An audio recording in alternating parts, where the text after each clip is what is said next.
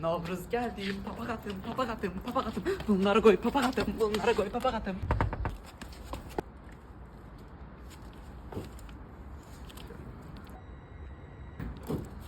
Ay siz.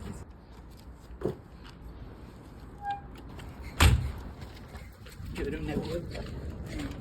Ay Allah koz fındık kökler ne geçe. Yes yes. Novruz da geldi. Ben bu bayram hem şaşırıyorum. Görüm ne çakmış var. Çocuk koy papağımı attım. Bu komşu atacağım. Gördün. Qapını ne kurt? Bəs nə olur? Allah. Yaxşı, bayram həyatımdan çıx bayram. Ay, valla bayram mübarək. Bu ne de kozunu yenirəm. Ben koz yem vaxtında. Ben pul verəm. Ben pul istəyirəm. Koz istəmirəm. Koz yem vaxtında. Pul ver de çizdirlər. Pul ver, pul. Ay, dayan bir dəqiqə, nə pul hə? Mən bu qoz fındığı özüm zor ki yemirəm, sağ verirəm. Gəlib maddə pul ver. Yüzlü görməm. Sağ ol. Bayramınız mübarək sağ olun. Bayrama bax.